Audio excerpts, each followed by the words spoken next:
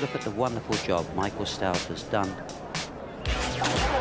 Stagecraft is going to win this very comfortably indeed. Dartmouth is just in front.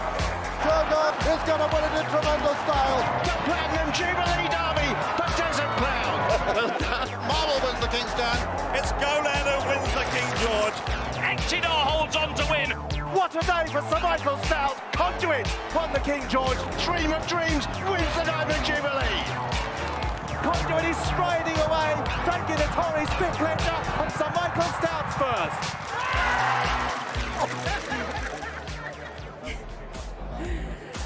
I mean, how do you begin to condense the achievements of a career that spanned 52 years? Unbelievable. Look at that. Champion trainer 10 times. He was even champion trainer in Ireland in 1986. 16 British Classic wins, including 6 Derby wins as well. And what I also like is that he was one of the first people to really travel horses abroad. Look at that, 8 Breeders' Cup wins, 2 Japan Cup wins, amongst many, many others. What a phenomenal CV.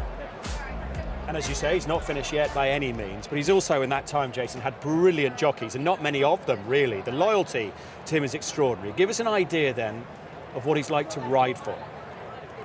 Mine was nothing like the likes of what Ryan, Kieran, Walter and those jockeys have had an association with him. People, you often talk about somebody's ability to look into the horse and the mental side as well as the physical side, and often that's something that everybody else can't see and doesn't understand, and it's his rhythm with the thoroughbred that really stood out. And whenever there was another one off that conveyor belt, we always said, patience. There you go again, another one that he has been so patient with. But that feel, that touch, I think away from the camera and the microphone, so much fun, and that would have been something as well to bring to the table that he had. It was a remarkable career, wasn't it? I mean, he was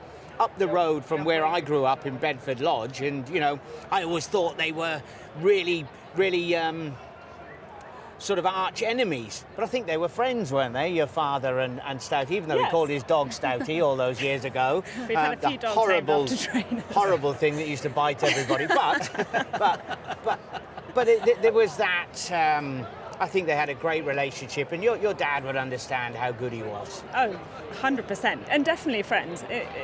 There would be the odd evening, especially when Coral was away, that suddenly Sir Michael would appear in the front door and help himself to a few glasses of red and come and have a good chat. And I think what you don't see so much at the races and on the telly is Sir Michael the man, and everybody who's worked for him, everybody who knows him, everybody that's had anything to do with him just talks about what a lovely person he is. Like you say, had great loyalty from his staff and from his jockeys as well, and he's just one of life's really nice people. That feel, that touch, that magic that you can't quite put your finger on because you're not blessed with the touch and the feel that he has. No one it's has ever somewhere away from what you're used to. No one has ever said a bad word about Sir Michael Stoute, ever. And Jason, you touched on it. One of the biggest attributes I think he has as a trainer is his patience, because it's something that not everyone has, and it's always kind of shone, hasn't it, through his training career, having that patience with horses.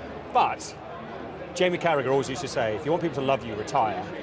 And Michael will be hating watching this one. He'll be absolutely hating us talking like this. And Matt, would it be fair to say to interview Sir Michael was a challenge? It wasn't easy, was it? But a challenge is what this game as an interviewer is all about. And the thing with Sir Michael was, it was when he could tease you. It was when that he could laugh at you and make you feel a little bit stupid. That's when you knew that he actually quite liked you. And that was the great thing about Sir Michael Stoute.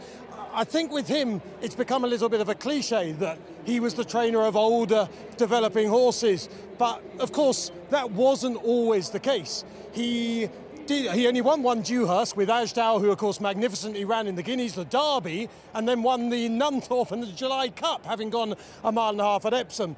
And he didn't win a Middle Park, but he did win Cheveley Parks. He had fast 2-year-olds. He was the trainer of juveniles once upon a time.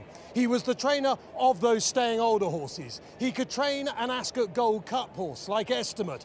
So he wasn't a trainer of one particular animal. He was a trainer of every horse that he was sent. And the owner breeders, from the Bella Coloras, the Milligrams of Helena Springfield, to the Cheveley Park Studs, to Sheikh Mohammed, to the Aga Khan, they all owned and bred different types of horses. And Sir Michael Stoute could train every single one of them.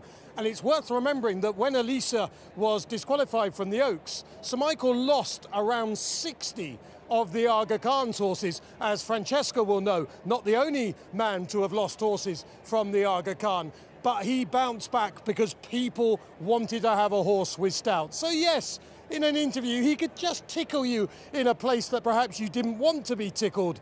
But that was part of the love appeal.